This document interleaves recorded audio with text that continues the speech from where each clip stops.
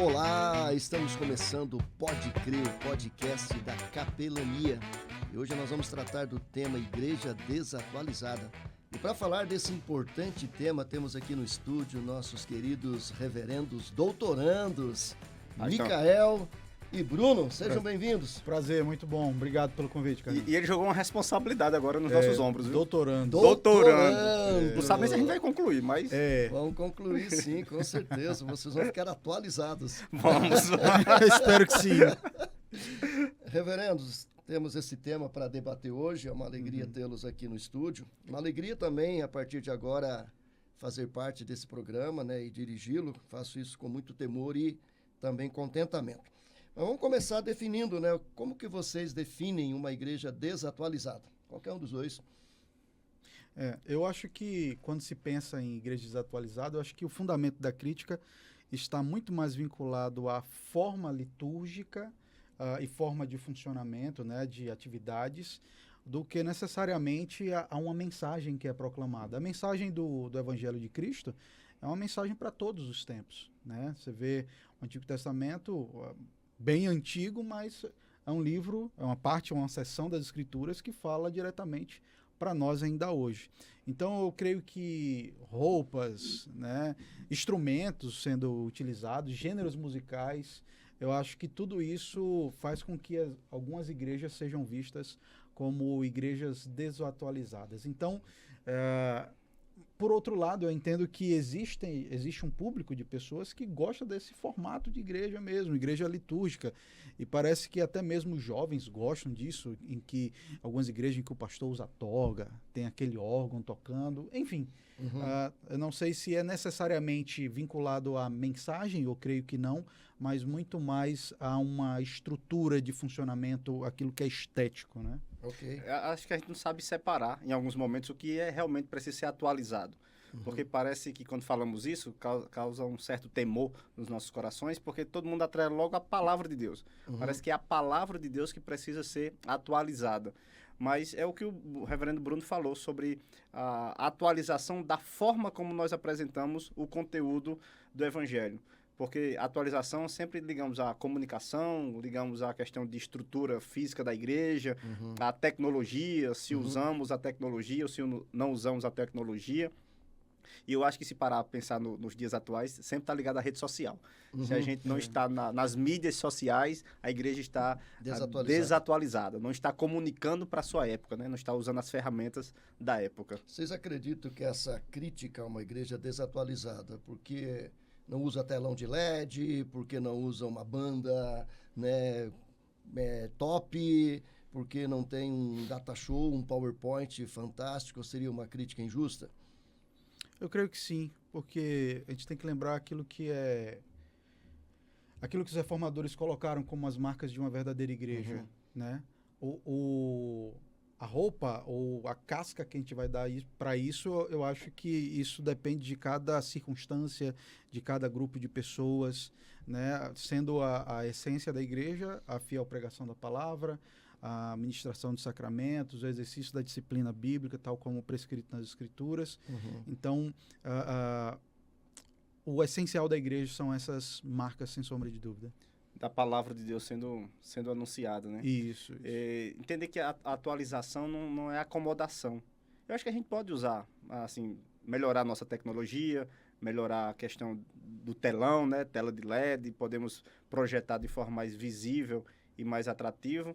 Mas eu acho que o grande medo das pessoas mesmo é atrelado a mudar o conteúdo. Porque parece que atualizar parece que diminuir o impacto do Evangelho para que sejamos mais atrativos. Não é que sejamos bíblicos, mas precisamos ser mais atrativos para atrair mais pessoas. E eu acho que a atualização dos nossos dias está atrelado a essa realidade, de que eu tenho que atrair, eu tenho que falar algo para atrair. E a minha relevância é ser atrativo, não ser bíblico. E vocês acreditam que uma igreja que se preocupa muito com a atualização, ser hiperatualizada, né, para atrair essa galera, principalmente essa galera jovem, elas correm o perigo de perderem a verdadeira essência daquilo que seria uma igreja atualizada?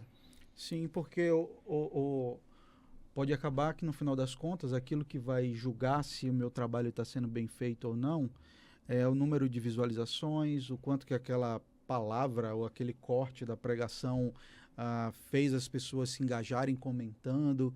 Então, é muito fácil e talvez seja muito delicado o fio da meada entre você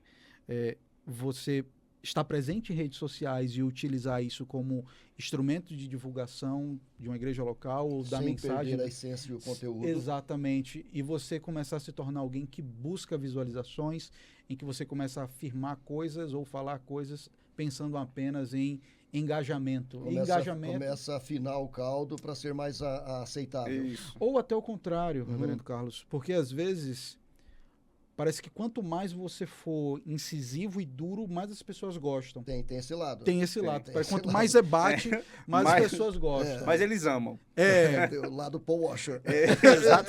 Exatamente. Exato. Então, tem esses dois extremos.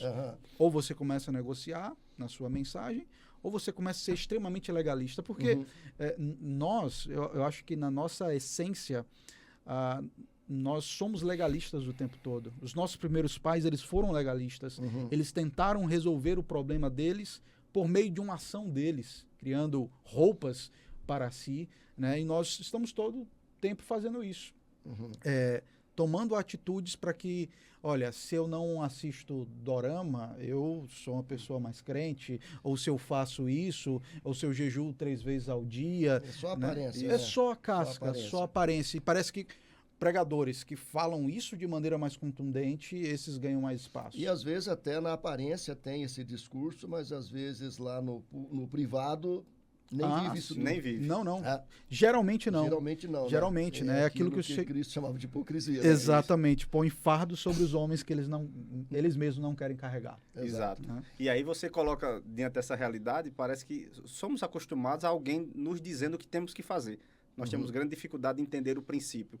Como, por exemplo, se a nossa cosmovisão reformada, ela nos leva a compreender que a igreja não pertence à cultura. A igreja pertence a Cristo. Então, na verdade, ela tem que influenciar a cultura. Exatamente, né? Mas parece que a gente trata a cultura como algo neutro, como se ela é inofensiva, como se ela não tivesse carregado com suas crenças. E a igreja tem porque, de alguma maneira, se enquadrar à cultura. E aí ela fica extremamente relevante culturalmente, mas esvazia espiritualmente em relação ao senhorio de Cristo nela. Então, dentro desse mundo que a gente vive hoje, que é extremamente fundamentado na estética, na aparência, e perdeu a ideia da essência, né? A ideia daquilo que realmente tem peso, como ser uma igreja atualizada, sem perder a sua essência dentro dos nossos valores bíblicos cristãos reformados? Eu creio que se manter uma igreja atualizada passa muito pela própria mentalidade do líder, né, do pregador que prega com regularidade nessa igreja. Uma frase que é atribuída a Charles Spurgeon, que ele diz que todo pregador ele devia ter a Bíblia na mão e o jornal no outro. Isso. Então nós somos atualizados. Do também, né?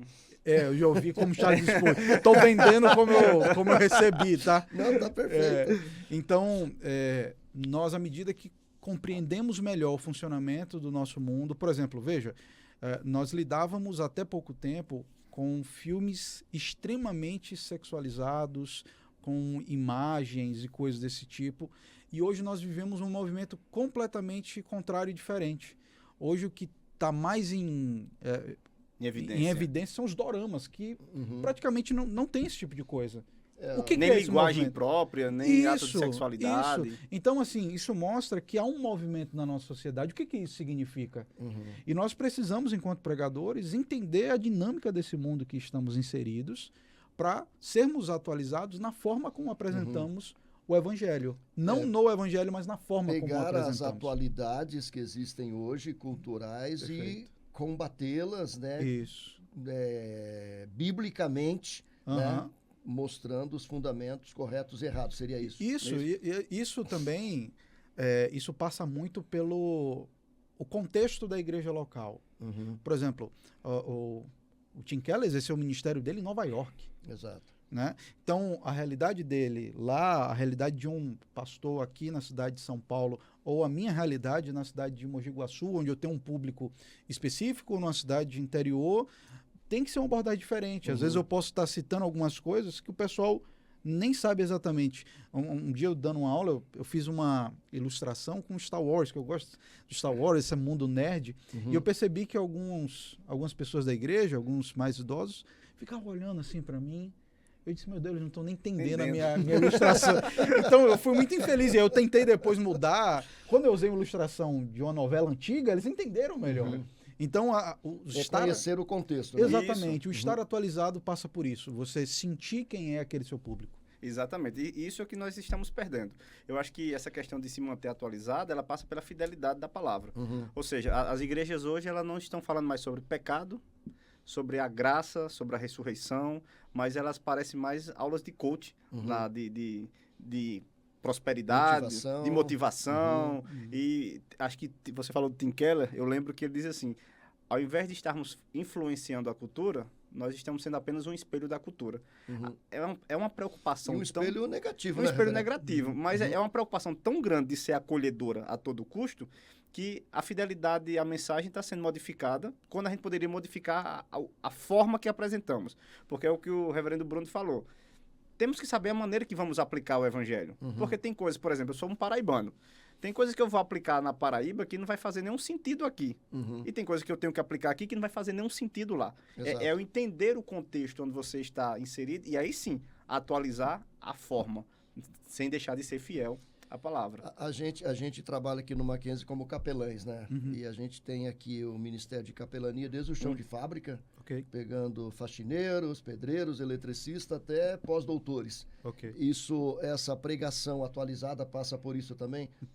Passa muito. Eu tenho que entender o contexto que eu estou inserido. A mesma mensagem que você prega de manhã para o grupo de faxineiros, você vai pregar à tarde para os professores cristãos. É o mesmo conteúdo, mas a metodologia... Tem que ser diferente. Tem que ser diferente. As ilustrações diferentes.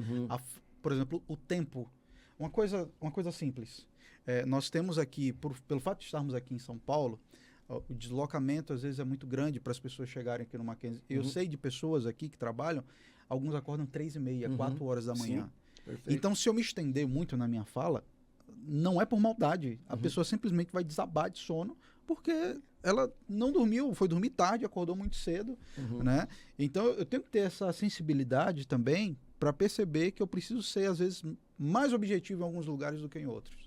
E até o conteúdo, né? Porque tem coisas que nós vamos falar para alguém sobre questões financeiras que vai ser diferente de um público para outro. Entender sobre a provisão de Deus, de um Deus que é provedor. Para um público tem muitas condições financeiras e ele entende isso, e aquele público que passa por alguma necessidade, assim, como é que Deus é provedor e eu estou passando por tudo isso? Então, são aplicações diferentes dentro da realidade diferente de cada setor, vamos pensar assim, dentro do Mackenzie.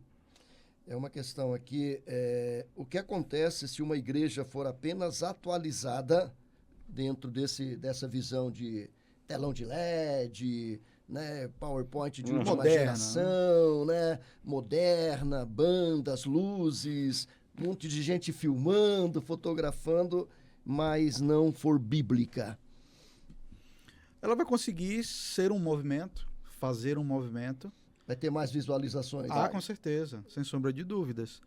Mas, certamente o ministro não vai ouvir aquilo que eu acho que deveria ser a grande finalidade do ministro, né? O que o Senhor requer dos seus dispenseiros, que eles sejam encontrados fiéis, né?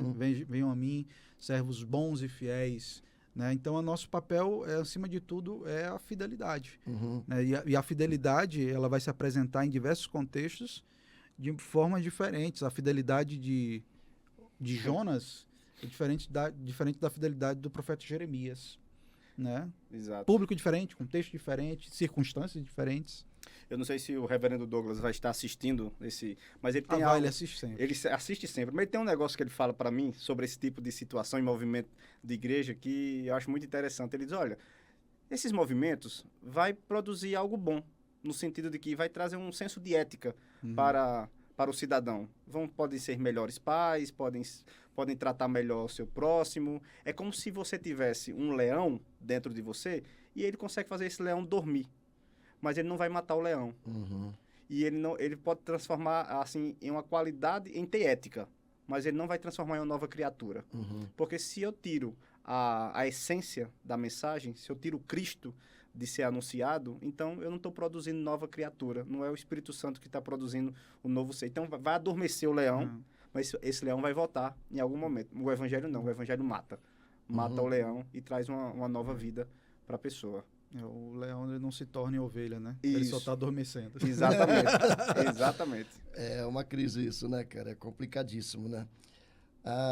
Aqui nas nossas questões, há uma afirmação que diz: a verdadeira desatualização de uma igreja é espiritual, metodológica e de comunicação. Trata-se de uma comunidade que perdeu a capacidade de dialogar com o seu tempo e de responder às dores reais da cultura em que está inserida.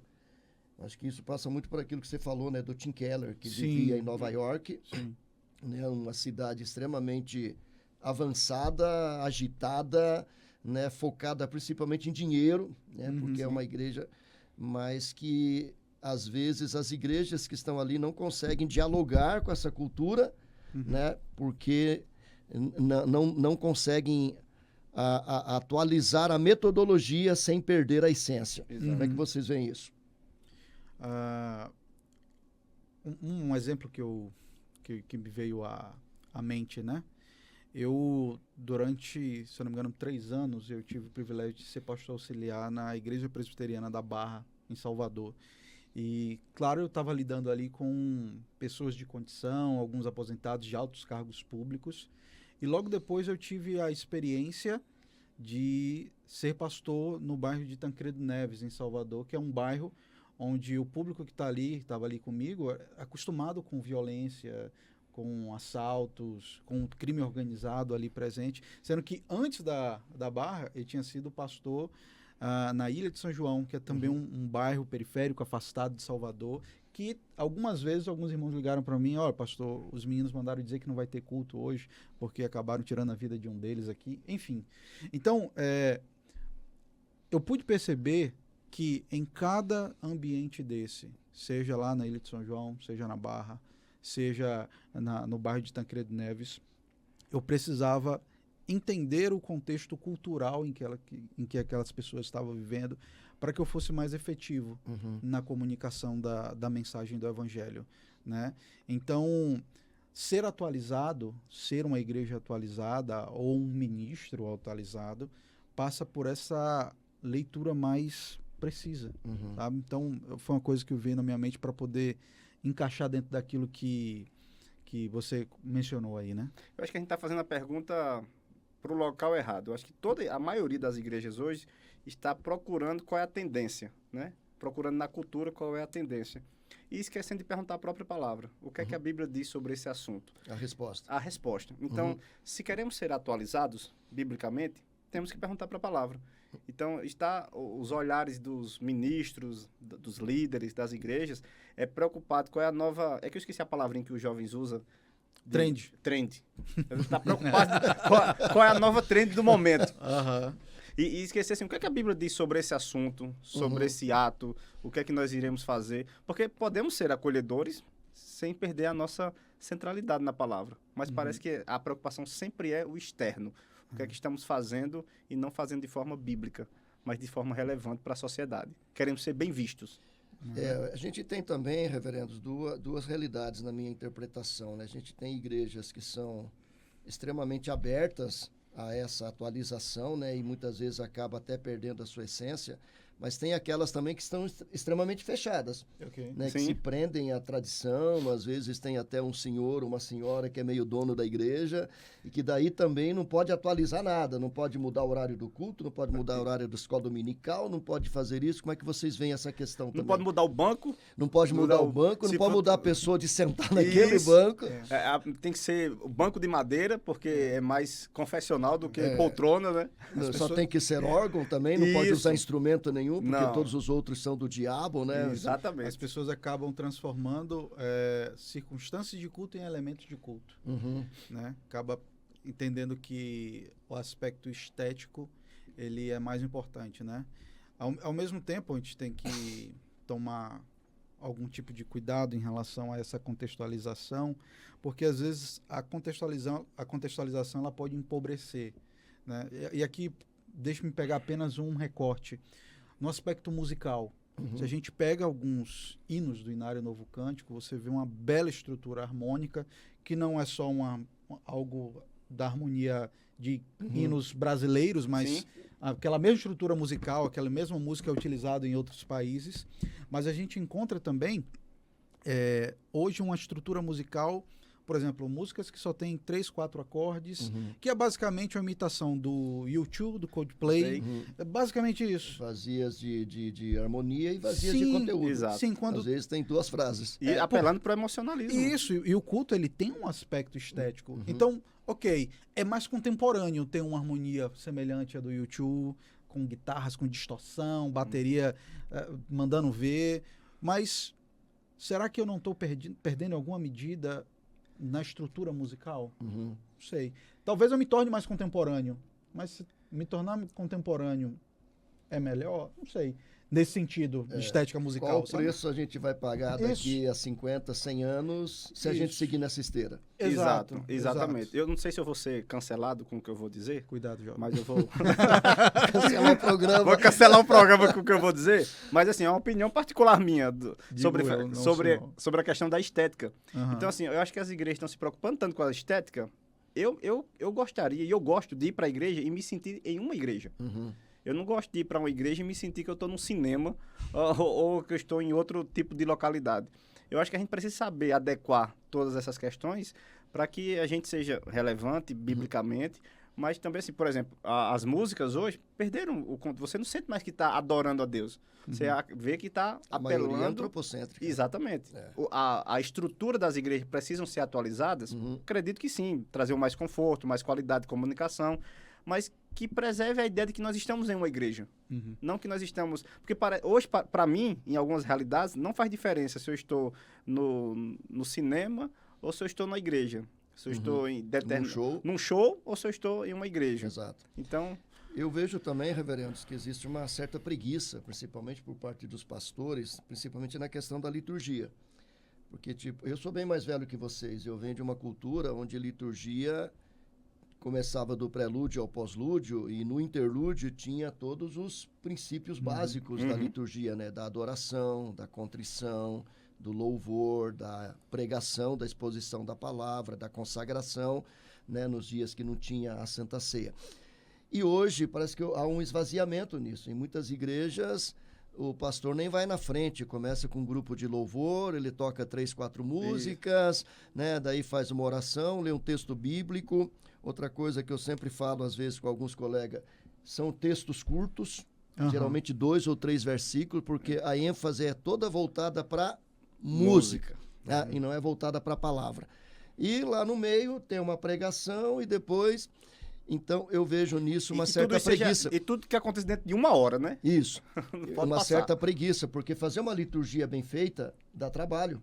Exige escolha de textos bíblicos que encaixem com hinos, que encaixem com a mensagem. Isso não é uma coisa fácil. Não, né? de forma alguma. Como é que vocês veem isso?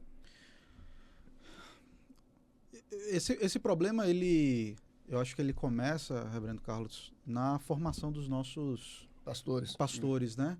Então, eu só tenho como falar dentro da realidade da Igreja Presbiteriana do Brasil, porque eu só conheço essa realidade, sempre fui de igreja presbiteriana, desde a minha conversão, mas, às vezes, os centros de formação, eles não ensinam com tanta dedicação esse cuidado litúrgico, ou então, muitas vezes, os ministros são formados em lugares, primeiro, que não tem nenhum tipo de reconhecimento da denominação, da IPB, né?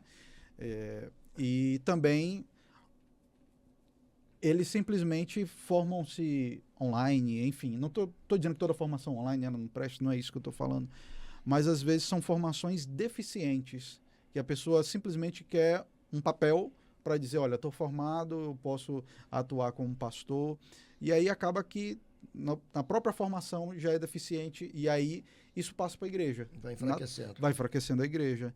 E enfraquecendo a igreja, veja, o quão fundamental é uma boa formação de um candidato. Você não orienta um candidato ao Sagrado Ministério apenas no aspecto teológico, de pregação, mas de formação em liturgia, formação de pensamento crítico. Sim, claro. E isso ele passa por uma igreja. A igreja consegue ter uma capacidade maior de olhar um jornal e ter senso crítico. Olhar para a política e ter um senso crítico, né? Então, a gente às vezes esquece o quão relevante é a formação nos nossos centros de formação teológica. O importante é a liturgia, né? Porque na nossa visão cristã reformada, toda liturgia ela tem que apontar para pregação, Sim. que é cristocêntrica. Sim. Exato. A reforma foi um movimento de reforma litúrgica. As né? liturgias de hoje, como você disse, elas são totalmente antropocêntricas, voltadas no bem-estar do cliente. E a liturgia, o princípio geral, é o diálogo do povo com Deus, né? Exatamente. E hoje não, é do povo com o povo. E daí o pastor terceiriza essa responsabilidade que é dele para o grupo de louvor. Né? Em muitas igrejas que eu já fui, é assim. E é bom quando a gente vai numa igreja mais tradicional, não desatualizada, mais atualizada, mais com esses aspectos de ser chamado de atrasado, né? Isso. É o receio e de ser chamado de você atrasado. tem todos esses elementos, e aí você fala, poxa, hoje eu vim numa igreja onde eu cultuei a Deus e saí abençoado. Né, do que essa igreja onde às vezes tem um grupo de louvor que faz tudo e no intervalo tem uma pregação. E só se resume a isso. Né? Só se resume a isso. Quase concluindo, uma questão também da relevância da igreja na relação com as questões fora da igreja, né? Uma igreja atualizada ou desatualizada, qual a relação dela, principalmente com questões e aspectos sociais? Se tem igrejas totalmente voltadas para aspecto social, de atender carência, de dar cesta básica, de dar remédio, e outras que se fecham e também não fazem nada, isso é papel do Estado. Como é que vocês veem isso? Na verdade, a gente terceirizar a assistente social ao papel do Estado, na verdade, é uma falta de perspectiva da visão bíblica, né?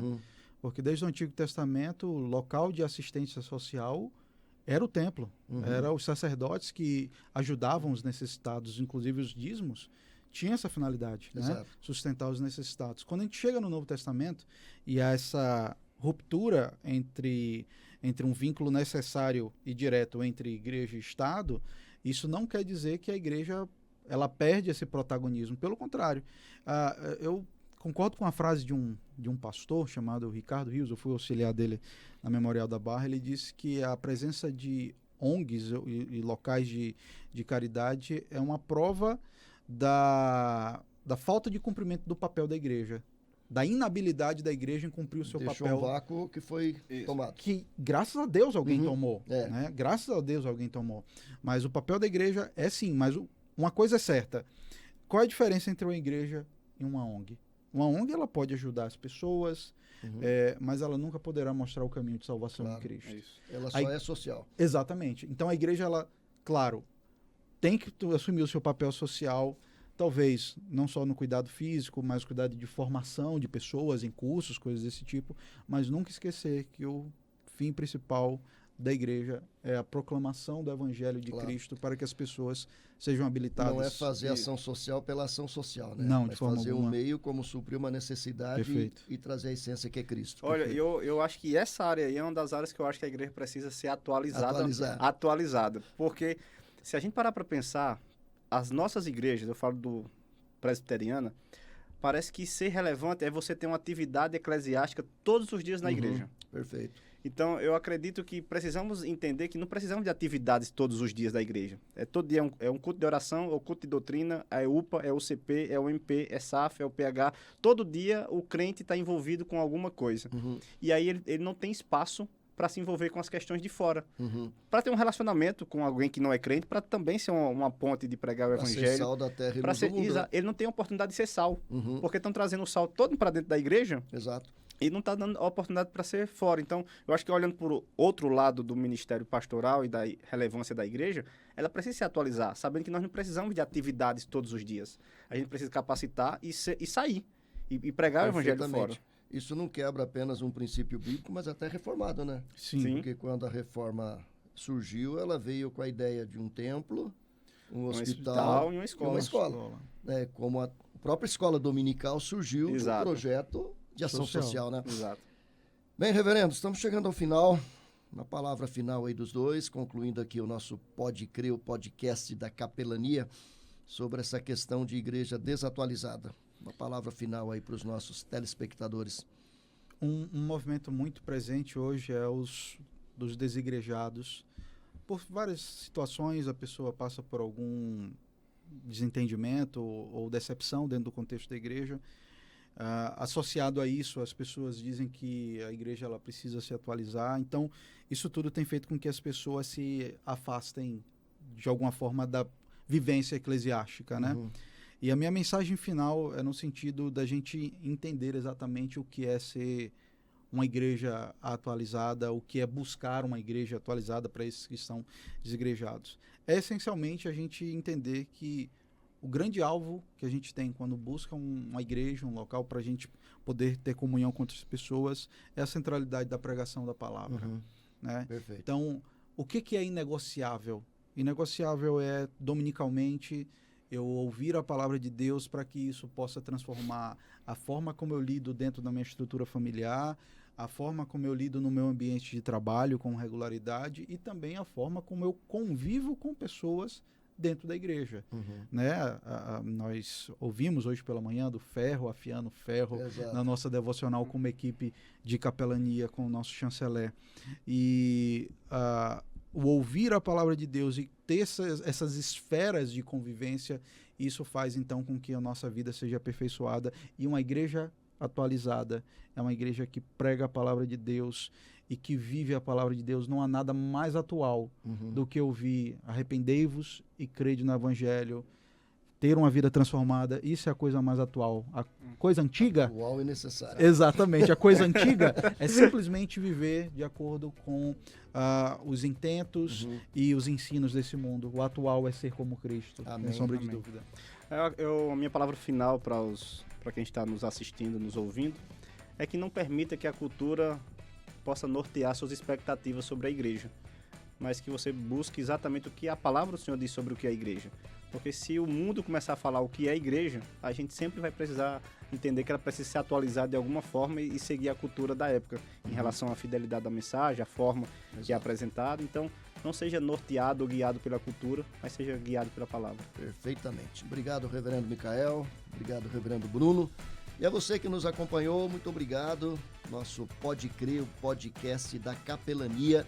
E até um próximo programa.